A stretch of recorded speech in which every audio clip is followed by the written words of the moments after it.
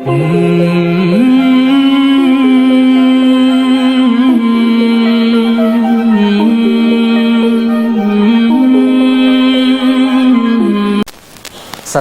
warahmatullahi wabarakatuh. Apa kabar sobat milenial yang dimanapun Anda berada? Kembali lagi di acara Robusta Ngobrol bareng Ustaz. Baik sobat milenial, saya sudah berada bersama narasumber kita yaitu Ustaz Robi. Ustaz, Assalamualaikum Ustaz. Waalaikumsalam warahmatullahi wabarakatuh, dan semoga para pemirsa semua kami temui dalam keadaan sehat walafiat. Amin ya rabbal alamin. Nah sobat milenial, pada kesempatan siang ini kita mengangkat tema yang begitu menarik, yaitu terkait tentang puasa sunnah dan fikih Idul Fitri. Nah ini mungkin langsung saja kita tanya-tanya kepada narasumber kita.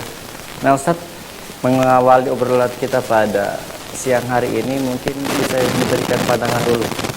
Jika terjadi perbedaan hari di hari raya Idul Fitri nanti, misalnya bolehkah nanti kita berpuasa sedangkan sudah masuk di hari raya Idul Fitri, dan atau bolehkah kita beridul fitri ketika Ramadan belum digenapkan Ustaz? Mungkin bisa dijelaskan Ustaz.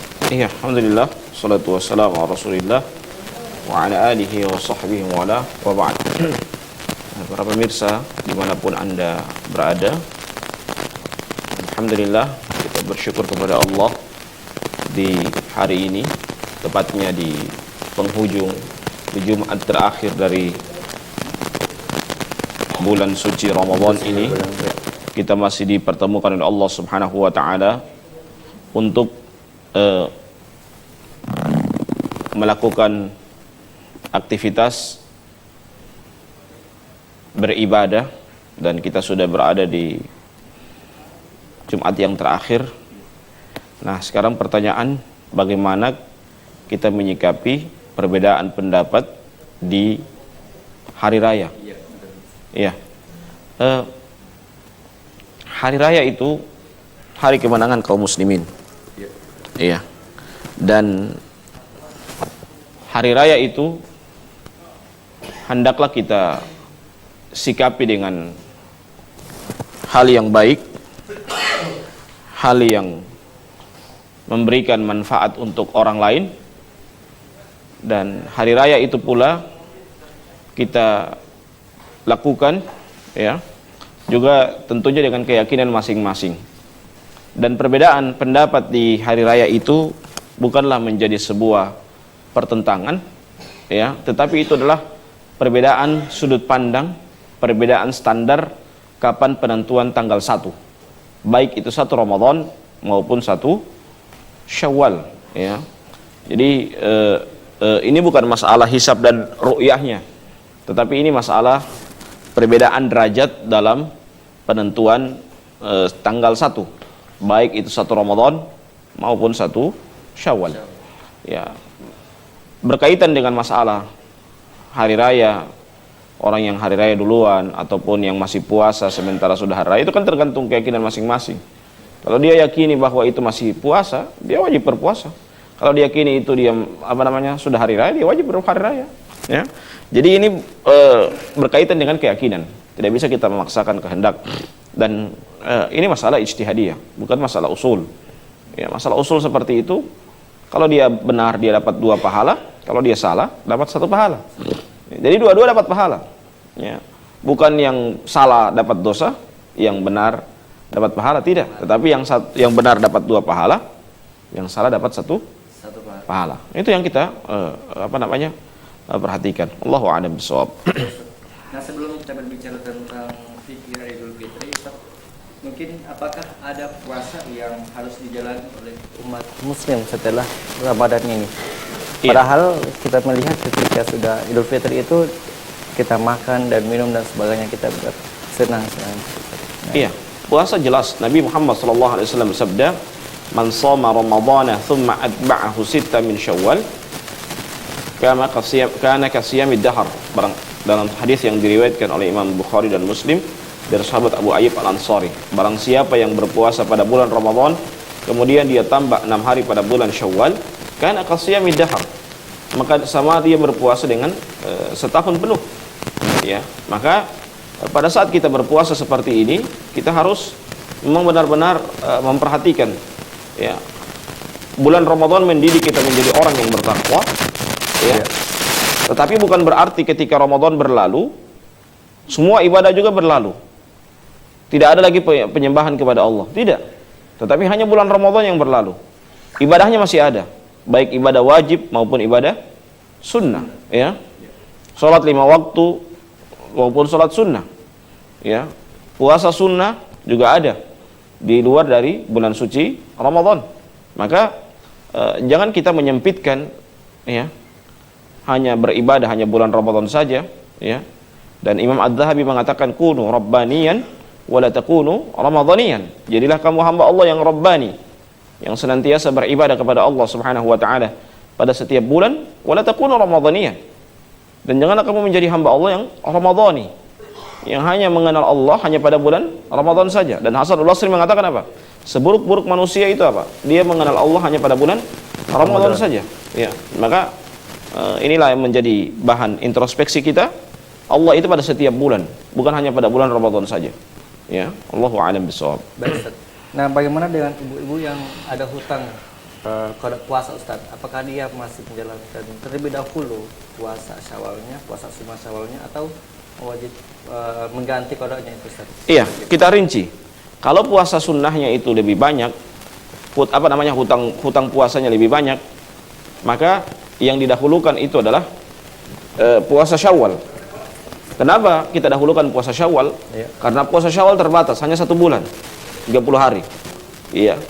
Kalau membayar hutang puasa itu 11 bulan. Ya, dari bulan Syawal sampai bulan Sya'ban depan. Iya. Iya kan? Jadi seperti itu.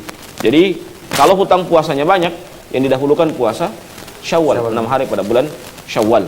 Ya. Namun kalau hutang puasanya cuma sedikit, cuma 2 hari, 3 hari, maka yang didahulukan adalah dia membayar dulu puasa wajib, kemudian dia lanjutkan dengan puasa sunnah. Ya. Jadi seperti itu tata caranya. Ya, jadi bukan dalam artian ketika orang punya hutang yang banyak kemudian dia hanya mendahulukan yang sunnah kemudian yang wajib, tidak. Tetapi waktu yang kita kerjakan pada bulan Syawal itu cuma 1 bulan. 1 bulan. Sementara mengganti puasa itu 11 bulan. Maka jelas yang kita dahulukan adalah kita mencari dulu keutamaan di bulan Syawal. Kita berpuasa 6 hari pada bulan Syawal, ya. Kemudian setelah itu kita lanjutkan dengan mengqadha puasa. Ya, jadi seperti itu. Kecuali kalau hutang puasanya cuma sedikit, cuma 2 atau 1 hari atau sampai mungkin 4 hari, ya. Maka dia harus menggantikan dulu puasa wajibnya, kemudian dia lanjut dengan puasa sunnah. Allahu a'lam bishawab. Baik, Ustaz. Nah, Ustaz, ada pertanyaan dari sobat milenial. Itu pada saat hari raya Idul Fitri itu, Ustaz, kira-kira apa yang seharusnya disiapkan oleh seorang muslim daripada aspek batin maupun lahiriah, Ustaz? Iya, pertama hari raya itu kita yakini dulu itu adalah hari untuk kita bersenang-senang. Iya. Ya, bahkan dalam riwayat yang lain, jangankan hari raya, hari tasyrik saja, kata Nabi apa? Ayyamul tasyrik, ya ayyami akli wa syarab. Ya, hari tasyrik itu adalah hari makan dan minum. Itu hari tasyrik. Iya. Ya, apalagi kalau hari raya. Ya, maka hari raya itu adalah hari bersenang-senang. Ya, jadi kegembiraan yang paling penting itu adalah kegembiraan ketika kita berjumpa dengan hari raya. Itu penting. Dan ekspresi kegembiraan itu juga kita harus arahkan. Jangan ada di sebagian tempat saya lihat ada hari rayanya berkelahi. Ya, berkelahi. Lempar-lemparan tawuran. Ini ekspresi dalam menghadapi hari raya dengan kejahilian. Jahiliyah seperti ini. Ya. Harusnya apa? Ketika berjumpa hari raya, bersenang-senang, makan, minum, ya. Bahkan kalau di tanah suci beda ya ekspresinya. Kalau 1 Syawal itu mereka setelah sholat, setelah mereka beribadah, sholat Id, mereka tidur, istirahat. Kenapa? Karena mereka capek 1 bulan fokus dalam sholat malam. Nanti hari yang kedua baru kemudian mereka berkunjung ke rumah-rumah. Ya. Kalau kita di sini kan 1 Syawal, kadang-kala habis hari raya sudah berkunjung kemana-mana. Ya. Tapi beda ekspresinya. ya saya husnudzon saja orang yang berkunjung ini puasanya 1 bulan, bukan puasa 3 hari. Insya Allah. Ya, jadi apa namanya, kita berpuasa benar-benar, kita pas hari raya itu yang paling inti kita hari raya itu apa? Laisal id liman, kata Ibnu Rajab Al-Hambali, laisal id, ya, bukan hari raya seorang yang mempersiapkan liman labitha thiyabul jadid, bukan orang yang memakai pakaian yang baru. Innamal id liman ta'atuhu tazid. Sesungguhnya hari raya itu apa? Ketaatannya bertambah. Jadi ketika berlalu Ramadan, harusnya ketaatannya bertambah. Bukan malah justru Ramadan berlalu, sudah kembali biasa, dia kembali bermaksiat, kembali minum miras, kembali ke dosanya. Nah, ini berarti tidak berbekas Ramadan pada dirinya. Ya, jadi itulah yang perlu kita perhatikan pada saat kita menghadapi atau kita masuk pada hari raya. Wallahu a'lam bishawab. Nah Ustaz, bagaimana dengan anjuran memakai pakaian yang terbaik di hari raya Idul Fitri, Ustaz? Iya, pakaian terbaik.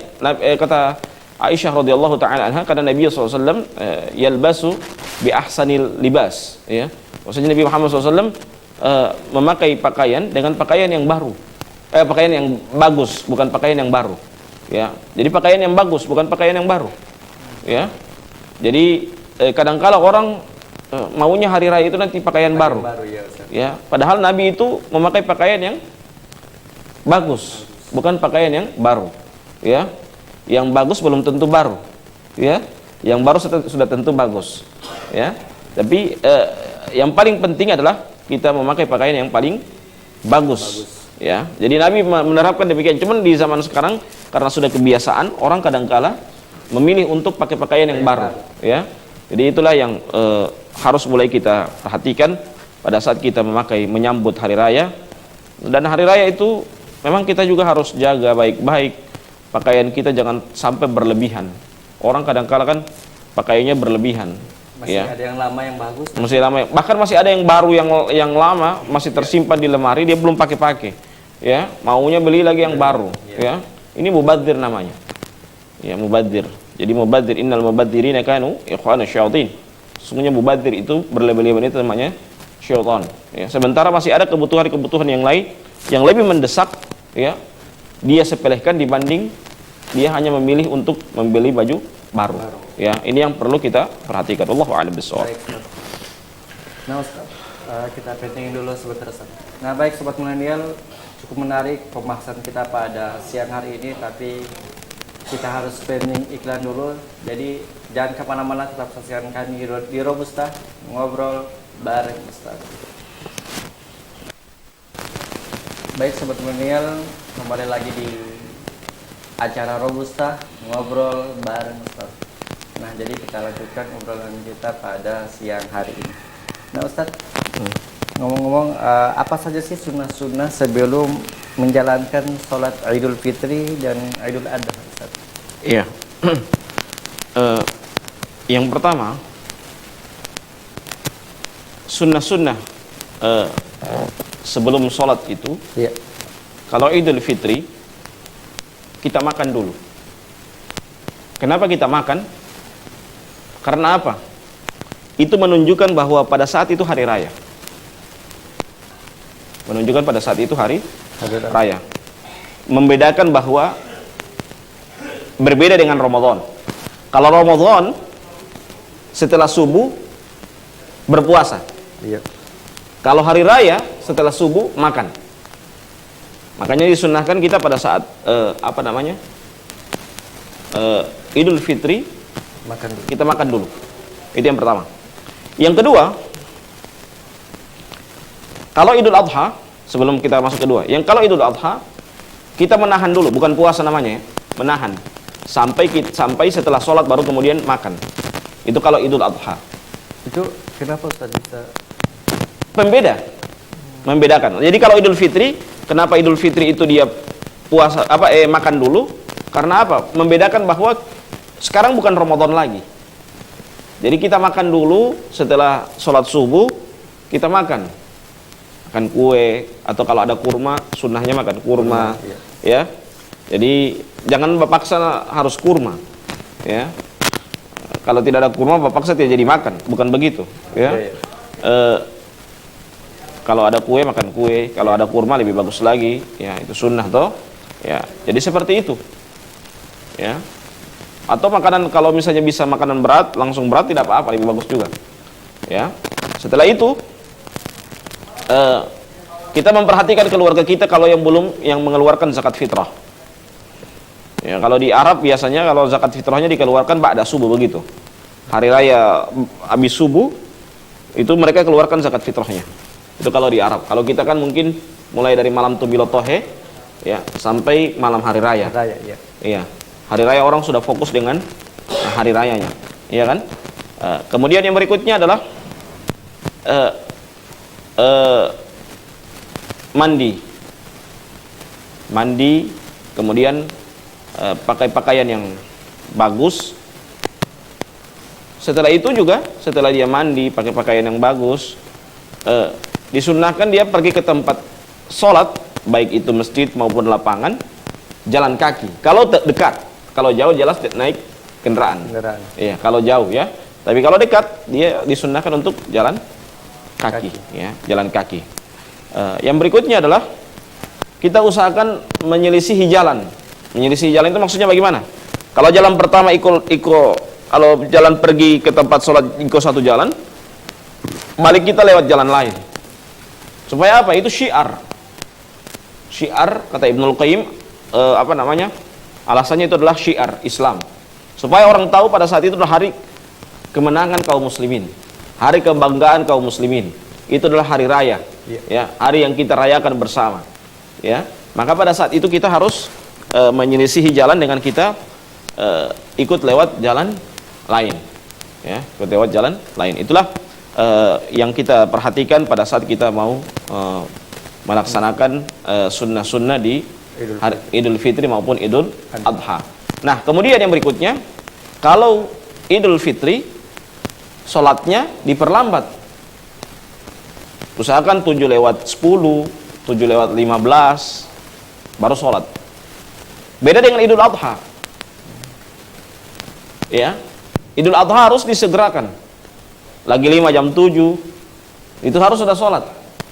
Kenapa? Karena setelah itu masih ada penyembelihan hewan kurban. Ya, kalau kenapa Idul Fitri diperlambat? Hikmahnya dua. Pertama, memberikan kesempatan orang makan. Yang kedua, memberikan kesempatan juga orang melaksanakan mengeluarkan zakat fitrah yang belum mengeluarkan zakat fitrah. Ya, karena kata Nabi Muhammad SAW, faman addaha qabla sholati fa innaha shadaqatun maqbulah. Barang siapa yang mengeluarkan zakat fitrah sebelum sholat, maka itu dianggap zakat yang terterima. Waman addaha qabla ba'da sholati fa innaha shadaqatun minas sadaqat. Barang siapa yang mengeluarkan setelah sholat, kata Nabi apa? Maka itu dianggap sedekah biasa. Ya, maka itu yang perlu kita perhatikan pada saat kita mau melaksanakan sholat Id. Ya, sholat Id. Wallahu a'lam bishawab. Baik, Ustaz, benarkah berpuasa 6 hari di bulan Syawal berturut-turut itu apakah bid'ah? Nah, sebenarnya bagaimana sih teknik puasa yang sesuai bimbingan Islam? Puasa Syawal sesuai dengan bimbingan Islam. Iya. Nabi kita yang mulia sallallahu alaihi wasallam bersabda, "Man shoma Ramadhana tsumma atba'ahu sitta min Syawal, kana qasiyamid dahr." Barang siapa yang berpuasa pada bulan Ramadan kemudian dia tambah 6 hari pada bulan Syawal, kana qasiyamid dahr, maka dia sama dengan berpuasa setahun penuh. Nah, dari teks ini ulama berbeda pendapat tentang masalah kapan, bagaimana tata cara melaksanakan puasa 6 hari di bulan Syawal. Ya. Pertanyaan tadi, apakah puasa 6 hari di bulan Syawal, 6 hari di bulan Syawal berturut-turut itu dianggap bid'ah? Iya. Bedakan antara bid'ah dengan kita tidak tahu. Ya. Jangan sampai karena kita tidak tahu kita bilang bid'ah. Jangan sampai karena kita belum punya ilmunya baru kita bilang bid'ah. Ya. Jadi bedakan antara bid'ah dengan ketidaktahuan kita. Orang kadang-kala begitu, mengatakan sesuatu bid'ah, itu bukan bid'ah sebenarnya, tapi dianya yang tidak tahu. Dianya kurang belajar, dianya kurang piknik. Ya. Jadi memang harus diperhatikan bersama. Ya. Pada saat kita mau menyikapi sesuatu, kita harus sikapi dengan ilmu dan perbanyak dulu referensi baru kita memvonis. Ya, jangan baru satu kitab, dua kitab, kitab pun yang kita baca hanya kitab yang dipalsukan, baru kemudian kita mau memvonis. Nah, ini masalah. Di sini masalahnya. Ya. Nah, sekarang puasa 6 hari di bulan Syawal. Ya. Ya. Jadi ulama berbeda pendapat tata cara puasa 6 hari di bulan Syawal. Yang pertama, menurut mazhab Syafi'i dan Imam Malik, bahwa disunnahkan kita berpuasa itu 6 hari berturut-turut. Mulai dari tanggal 2, ya. 2, 3, 4, 5 sampai 7 Syawal, Ya. itu puasa berturut-turut. Itu yang pertama. Yang kedua, terpilah dengan Ayyamil Bid. Ayyamil Bid itu kan 13, 14, 15. Iya kan? Ya. Setiap bulan. Iya kan? Ya. Nah, sekarang kalau dia Ayyamil Bid 13, 14, 15, ya. Dia dibagi 2 itu 6 hari. 3 hari sebelum Ayyamil Bid, 3 hari setelah Ayyamil Bid. Jadi 10, 11, 12. Baru kemudian 16, 17, 18. Jadi totalnya semua kalau dia puasa dua puasa ini, puasa Syawal dengan puasa Ayyamil Bid, jadi 9 hari dia puasa berturut-turut. Itu teknik yang kedua. Teknik yang ketiga, pendapat Imam Ahmad bin Hanbal dan lain-lain, ya berpendapat Nabi menyebutkan dengan secara umum, man shoma ramadhana thumma atba'ahu sitta min Syawal. Barang siapa yang berpuasa pada bulan Ramadan, kemudian dia tambah 6 hari pada bulan Syawal. Nabi menyebutkan dengan lafaz yang umum. Ya. Berarti kapan saja selama daripada bulan Syawal, maka kita disunnahkan untuk berpuasa 6 hari pada bulan Syawal tersebut. Ya. Jadi itulah teknik dari kita melaksanakan puasa 6 hari di bulan Syawal. Wallahu a'lam bishawab. Baik, Ustaz. Nah, Ustaz, di kalangan masyarakat itu berkembang hari ketupat, Ustaz. Nah, itu banyak yang mengatakan itu bid'ah. Itu apakah benar atau tidak, Ustaz? Iya. Hari ketupat itu kalau kita melihat sejarah, hari ketupat itu adalah hari syukuran orang melaksanakan puasa 6 hari di bulan Syawal. Jadi setelah mereka berpuasa 6 hari di bulan Syawal, mereka buat syukuran dengan hari ketupat. Dan yang pertama kali melakukan hal itu adalah orang-orang Jawa Tondano. Makanya kalau kita lihat puasa hari ketupat itu rata-rata terpusat di tempat-tempatnya orang Jawa Tondano. Seperti di Isimu, kalau di Bualemo di Mananggu, ya. Itu memang pusatnya orang-orang Jawa Tondano. Ya. Itu yang dan itu dilestarikan sampai dengan di Gorontalo sampai dengan sekarang. Ya. Kalau kita melihat dari pusat-pusat begitu dilestarikan awal pertama kali itu dilakukan oleh orang-orang Jawa Tondano. Karena itu mereka bersyukur dengan setelah melaksanakan puasa 6 hari di bulan Syawal. Nah, ini masalah kalau orang bilang bid'ah baru ada ketupat dia makan, ya. Jadi harus juga kalau kita mengatakan bid'ah harus komitmen dong, konsisten. Ini kadang kala orang hari ini dibilang bid'ah, besok dia bilang sunnah. Karena tidak komitmen. Karena kepentingan kelompoknya, kepentingan pribadinya. Ini masalah, di sini masalahnya. Ya. Jadi memang harus kita perhatikan bersama pada saat kita mau mengatakan sesuatu itu, memang harus komitmen dan konsisten dengan apa yang dia yakini. Ya, kalau dia yakini bid'ah, ya juga yang berkaitan dengan dengan ketupat jangan dikesentuh. Bilang bid'ah baru kemudian ketupatnya diambil, dagingnya diambil, jadi nasi bulunya diambil. Jadi kan itu masalah, iya kan? Jadi kita harus memang benar-benar melihat sesuatu itu secara komprehensif, itu penting. Ya, melihat sesuatu itu dengan beberapa kacamata, melihat dari sisi sejarah, kapan dilaksanakan itu ketupat. Ya. Jadi apa alasannya? Jadi setelah diteliti bahwasanya ketupat itu hari syukuran orang berpuasa 6 hari di bulan Syawal. Ya. Setelah mereka berpuasa, mereka syukuran. Nah, di Gorontalo bukan cuma syukuran, penutup hari raya. Iya. Di Gorontalo itu bukan cuma syukuran saja, tapi penutup hari raya. Kalau sudah ketupat sudah selesai. Itu batas dari hari raya. Iya kan? Iya. Begitu. Baik, Allahu a'lam bishawab. Baik Ustaz. Nah Ustaz, ada pertanyaan dari sobat milenial. Iya. Pada sholat Idul Fitri dan Idul Adha, adakah surat khusus yang dibaca oleh imam? Ataukah itu mungkin hanya bid'ah saja Ustaz? Iya, itu sekali lagi saya bilang. Jangan sampai kita sering memvonis orang bid'ah, melaksanakan bid'ah, itu bukan karena bid'ah, tapi karena ketidaktahuan kita. Ya. Jadi yang pertama, kita perhatikan ya. Mengkhususkan bacaan itu ada syariatnya.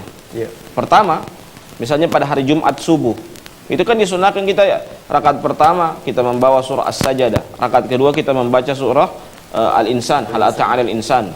Itu kalau Jumat subuh, ya. Kalau hari raya, sebagian ulama kalau hari raya Idul Fitri membawakan rakaat pertama Sabbihis, apa Al-A'la, ya, rakaat kedua dengan Al-Ghasyiyah, ya. Atau kalau Idul Adha, rakaat pertama Sabbihis, rakaat kedua Al-Kautsar, inna a'tayna kal kautsar. Itu rakaat kedua. Itu Idul Adha. Kalau di dalam hadis yang lain, Nabi Muhammad SAW rakaat pertama membawa dengan surah Qaf. Rakaat kedua membawa dengan surah Al-Qamar, ya. Itu Idul Fitri dan Idul Adha satu kali sama-sama. Ya, itu Nabi membawa pada surah itu, membawa surah itu. Jadi hal itu adalah hal yang dilaksanakan oleh Nabi Muhammad SAW. Bagaimana mungkin bid'ah kemudian Nabi melaksanakan? Ya, berarti kalau kita memvonis bid'ah, berarti secara tidak langsung kita vonis bahwa Nabi itu melakukan hal yang bid'ah, hal yang baru dari agama. Ini tidak mungkin kan seperti itu. Allahu a'lam bishawab. Baik Ustaz. Nah Ustaz, pertanyaan selanjutnya, manakah yang harus didahulukan, mendatangi undangan open house atau melanjutkan puasa sunnah kita Ustaz? Iya. Di bulan Syawal itu. Yang kita dahulukan adalah kita menjawab undangan. Kita menjawab undangan open house. Kita rinci. Sekarang undangan hukumnya apa? Menjawab undangan hukumnya apa? Wajib. Iya. Puasa sunnah hukumnya apa? Sunnah. Wajib dengan sunnah yang dahulukan. Wajib. Berarti kita batalkan puasa, kita makan. Selesai. Ya. Jadi begitu cara menimbangnya. Kita nimbang dengan hukum.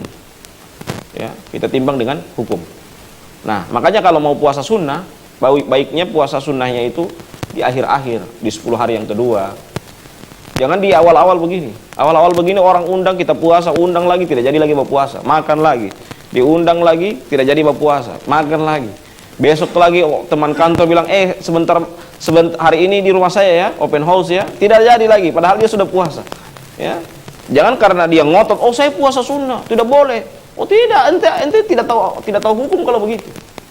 Kalau kita diundang, kita dahulukan menjawab undangan. Iya. Iya, jawab undangan, makan. Biar sudah jam 2, jam 3 open house, batalkan. Jangan astaga tinggal belum berapa jam ini, kasihan. Tidak ada cerita kasihan. Batalkan. Ya, makanya kalau mau puasa sunnah, baiknya puasa sunnah itu Syawal itu 10 hari yang kedua. Jangan 10 hari yang pertama, banyak undangan open house. Ya. Jadi susah untuk ditangkis open house seperti itu. Mau tidak mau kita harus batalkan, ya. Mau tidak mau kita harus batalkan seperti itu. Allahu a'lam bishawab. Nah baik sobat milenial, jangan kemana-mana, tetap saksikan kami di Robusta Ngobrol Bareng Ustaz. Baik sobat milenial, terima kasih masih setia bersama kami di Robusta Ngobrol Bareng Ustaz. Nah baik Ustaz, lanjut lagi obrolan kita pada siang hari ini. Nah barangkali bagi sobat milenial ada yang mau baru menjadi seorang imam atau khatib Ustaz. Nah, terkait masalah takbiran Idul Fitri itu Ustaz, apakah sama dengan Idul Adha, yaitu selama 4 hari berturut-turut dikumandangkan setelah sholat fardu Ustaz? Iya. Kalau Idul Fitri itu hanya 1 hari itu. Itu pun 1 harinya setelah khatib turun dari mimbar selesai. Ya. Itu Idul Fitri. Idul Adha itu 3 hari. Kenapa 3 hari? Karena masih ada, itu masih rangkaian, itu ayyamit tasyrik. Ya. 3 hari. Makanya 3 hari dia bertakbir. Karena 3 hari itu masih bisa menyembelih hewan kurban. Ya. Makanya 3 hari takbir. Ya. Saya dapatkan di pedesaan kadang-kala ada orang yang takbir Idul Fitri, dia buat juga kayak 6 hari. 3 hari dia kayak bikin kayak Idul Fitri, Idul Adha, 3 hari. Ini orang tidak paham teknik takbir. Kalau Idul Fitri cuman setelah khotib turun dari mimbar selesai, so tidak ada lagi takbir. Ya. Tapi kalau Idul Adha itu 3 hari berturut-turut setelah hari raya. Ya. Jadi memang harus dipahami. Ya, jangan dibuat kayak hari raya Idul Fitri ini Idul Adha. Beda. Ya. Hari raya Idul Adha hari raya besar. Makanya sampai 4 hari dia. Hari raya tambah 3 hari hari tasyrik. Ya. Jadi 4 hari. Kalau hari raya Idul Fitri cuma 1 hari. Selesai. Setelah itu lihat hari kedua orang kan sudah bisa berpuasa. Ya. Takbir itu dikumandangkan, itu mengartinya orang tidak bisa puasa pada hari itu. Sekarang hari kedua kan orang sudah bisa berpuasa. Iya. Iya kan? Berarti sudah tidak bisa lagi bertakbir. Allahu a'lam bishawab. Baik, Ustaz. Nah, berapa kali sebenarnya jumlah takbir pada rakaat pertama dan kedua sholat Id? Idain. Iya, kalau rakaat pertama itu 7 kali. 7 kali tidak termasuk takbiratul ihram. Jadi kalau dengan takbiratul ihram dia 8 kali. Ya. Dan di sela-sela itu, sela-sela takbir itu kalau setelah takbiratul ihram baca iftitah dulu kan? Iya. Setelah itu kalau setelah takbir yang pertama takbir untuk Id itu di sela-sela takbir itu kita kalau mazhab Syafi'i membaca subhanallah walhamdulillah wala ilaha illallah Allahu akbar. Itu kalau mazhab Syafi'i. Kalau mazhab Hambali mereka hanya diam saja. Allahu akbar baru diam. Tunggu lagi Allahu akbar. Itu mazhab Hambali. Kalau mazhab Syafi'i Allahu akbar. Subhanallah walhamdulillah wala ilaha illallah Allahu akbar. Jadi seperti itu. Itu kalau mazhab Syafi'i. Ya kalau mazhab Hambali cuma diam. Diam. Ya. Allahu akbar diam. Itu kalau mazhab Hambali. Ya, mazhab Hambali seperti itu. Jadi kita memang harus kalau takbir yang rakaat kedua 5 kali. Tidak termasuk takbir intiqal. Takbir intiqal itu maksudnya takbir pindah dari sujud berdiri. Itu tidak dihitung itu. Mulai dari setelah itu baru mulai dari Allahu akbar itu dihitung 5. Itu seperti itu. Oke? Baik, Ustaz. Allahu a'lam. Pertanyaan selanjutnya, Ustaz, apakah setelah salam pada sholat Id kita dianjurkan berdoa atau bertakbir lagi atau langsung mendengarkan khutbah? Langsung dengarkan khutbah. Langsung dengarkan. Berarti tidak perlu lagi ini bertakbir. Takbir itu di awal. Takbir itu di awal. Kecuali kalau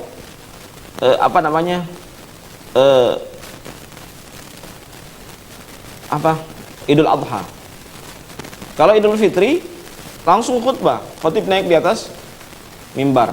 Berarti tidak, apakah berdoa juga? Apa itu? Kalau berdoa iya. Berdoa iya.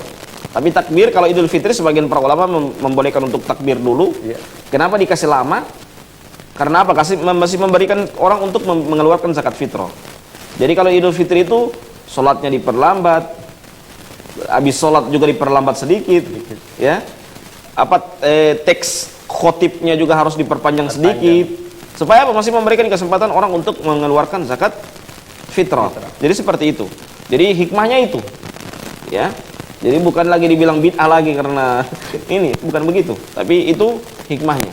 Ya, itu hikmahnya. Allahu a'lam bishawab. Baik, Ustaz.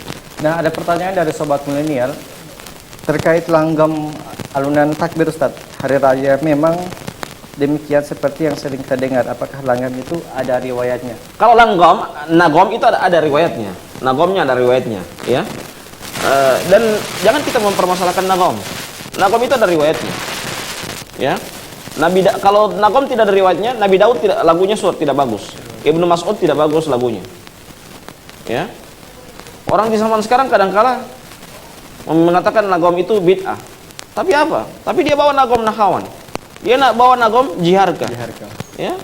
Berarti tidak komitmen. Itu yang saya bilang tadi. Kadang-kala orang vonis itu bid'ah. Padahal apa? Dia sendiri bawa nagom itu. Sekalipun dia tidak tahu nama nagom itu, tapi kan nagomnya orang kalau tahu nagom dia tahu. Oh dia bawa nagom nahawan. Oh dia bawa nagom jiharka. Cuman kan orang tidak amanah. Ya, ini masalahnya. Di sini masalahnya. Orang tidak amanah dalam menyampaikan bahwa itu adalah yang dia ikuti. Allahu a'lam bishawab. Baik, Ustaz. Nah, Ustaz, berhubung kita sudah berada di penghujung waktu, Ustaz. Iya. Nah, untuk mengakhiri obrolan kita pada siang hari ini, mungkin ada penyampaian atau pesan dari Ustaz kepada sobat kolonial yang ada di rumah. Iya, yang pertama, di akhir-akhir dari bulan suci Ramadan seperti ini, kita usahakan lebih bersemangat dalam beribadah, karena tinggal hitung hari lagi kita akan ditinggalkan oleh bulan suci Ramadan. Iya. Bulan suci Ramadan yang membawa sejuta kenangan, ya, yang dia akan kembali lagi. Setiap tahun dia akan kembali, tetapi kita belum ada jaminan untuk berjumpa dengannya. Ya, Ramadan akan senantiasa datang menemui kaum muslimin, tetapi kita tidak ada jaminan. Makanya beruntunglah kita yang mempergunakan bulan suci Ramadan dengan sebaik-baiknya, mempergunakan ibadah dengan sebaik-baiknya, karena Ramadan, bulan yang suci ini, hanya memberikan kepada kita kebahagiaan dan memberikan ijazah ketakwaan bagi orang-orang yang mau menerima ijazah ketakwaan itu, dengan menyambutnya dengan dia melaksanakan sholat malam, melaksanakan tarawih, melaksanakan sahur, melaksanakan puasa, melaksanakan membaca Al-Quran, bahkan i'tikaf pada 10 hari yang terakhir di bulan suci Ramadan. Iya. Ya, bahkan ada yang sering menumpahkan air matanya pada setiap malam membaca Al-Quran, senantiasa